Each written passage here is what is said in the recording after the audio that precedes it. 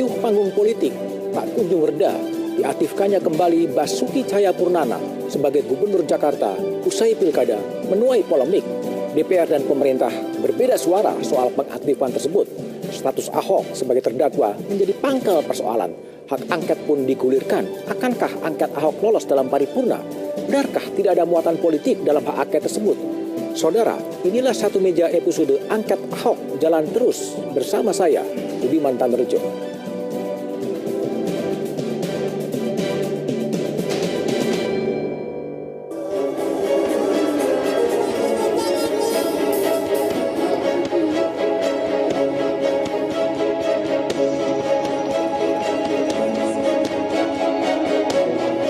Usai sudah musim kampanye putaran pertama, tapi riuh rendah politik tak kunjung reda di ajang Pilkada Jakarta.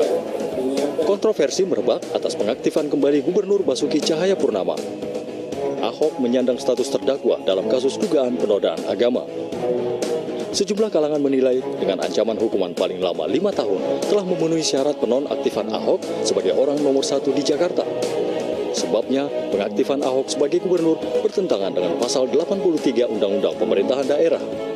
Pasal itu menyebut pimpinan daerah diberhentikan sementara jika menyandang status terdakwa yang diancam hukuman paling singkat 5 tahun penjara. Polemik pun mencuat, frasa paling lama 5 tahun dalam pasal yang menjerat Ahok dengan syarat penonaktifan kepala daerah yang dengan hukuman paling singkat 5 tahun dianggap memiliki makna yang berbeda.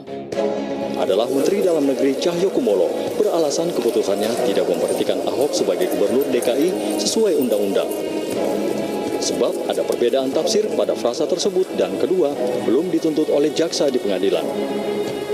Meski demikian, Mendagri meminta fatwa Mahkamah Agung untuk memperjelas perbedaan penafsiran. Oh enggak, fatwa MA kami tidak bisa memaksakan MA mau buat fatwa atau tidak. Statement beliau kan sudah ada, menyerahkan sepenuhnya kepada Mendagri. Saya meyakini bahwa antara Undang-Undang Pemda dan dakwaan itu multitafsir. Maka saya yakin betul saya bertanggung jawab kepada Pak Presiden apa yang saya putuskan untuk belum memberikan sementara ini karena ini masih ditafsir.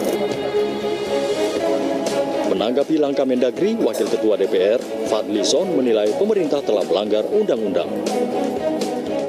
Sebenarnya Mendagri tidak perlu lagi meminta fatwa-fatwa dari Mahkamah Agung.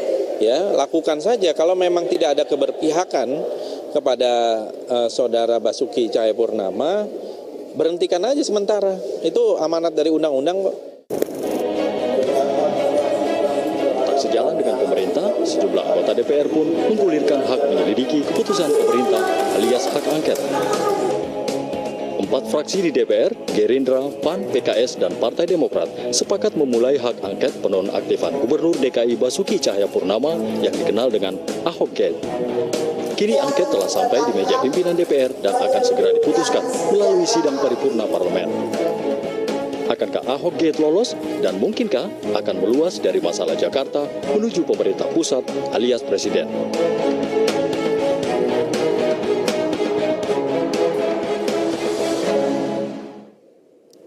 Pilkada Jakarta telah selesai, namun itu bukan berarti suhu politik kembali justru akan memanas.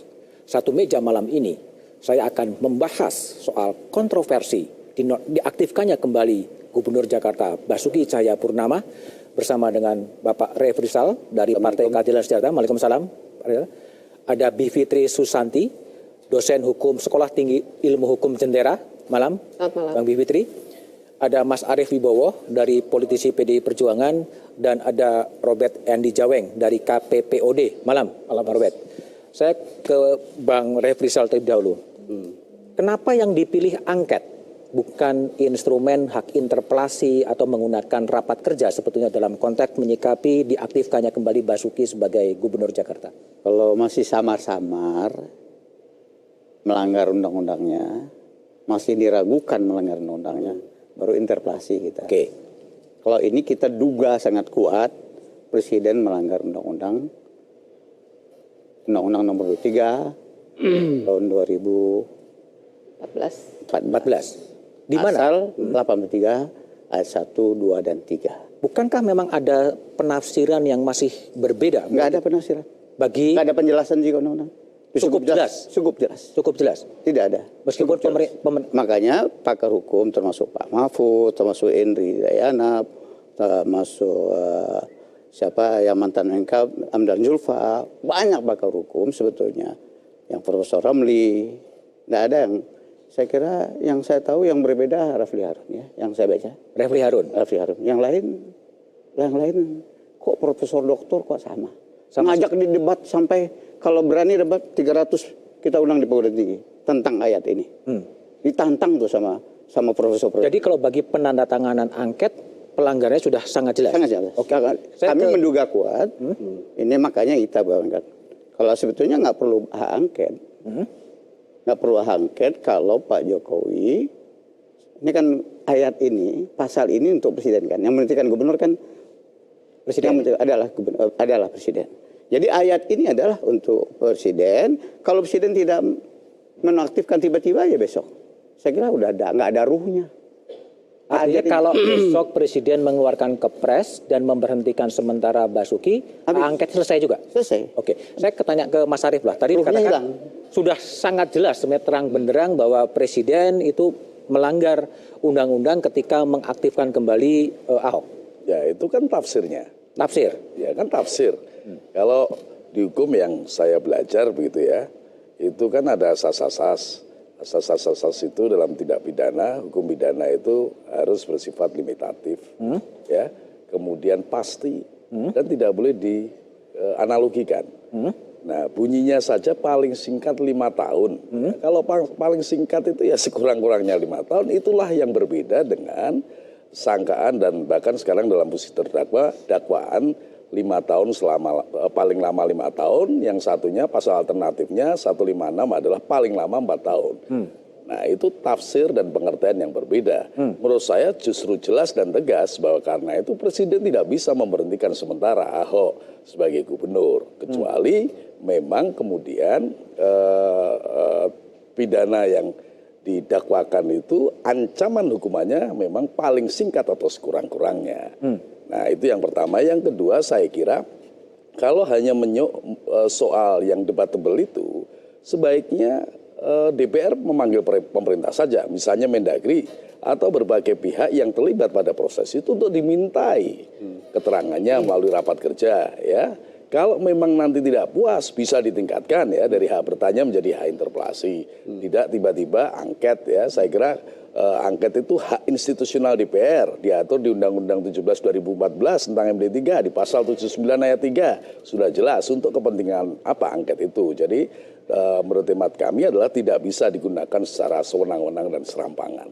Karena menjadi tidak bisa sewenang-wenang dan serampangan. Artinya PDIP memandang angket ini sewenang-wenang dan serampangan? Oh iya dong. Ya karena begitu angket itu digulirkan nanti ujungnya adalah kan penyelidikan itu pasti hak menyatakan pendapat untuk menyatakan presiden melanggar undang-undang atau tidak. Kalau misalnya saja atas satu keadaan politik tertentu dan kepentingan politik tertentu kemudian dinyatakan presiden dinyatakan melanggar hukum, maka dibawa ke MK. Artinya apa? Satu upaya untuk menjatuhkan presiden. Sudah pasti. Betul, Pak Refrisal. Memang tujuannya ini adalah kepada pemerintah sampai kepada impeachment dari angket kita ini. Kita belum bicara impeachment. Kita bicara ini kita sebagai fungsi DPR kan mengawasi. Apa yang kita awasi? Presiden itu sumpah jabatannya menjalankan undang-undang seluruhnya dan seadil-adilnya. Tanpa ngeliat kiri, tanpa lihat Ahok atau bukan. Apalagi yang tadi yang diberikan hak angket itu yang yang sangat berpengaruh luas di masyarakat. Sekarang apa nggak pengaruh luas di masyarakat?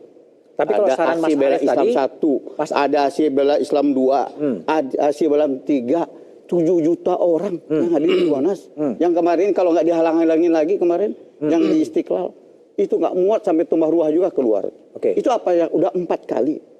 Tapi pertanyaan dari ini nggak berdampak luas ya, ini. Mas Arief mengatakan kenapa nggak diadui dengan memanggil Cahyokumolo sebagai Mendagri rapat kerja terlebih dahulu? Ini kan saya sudah sampaikan.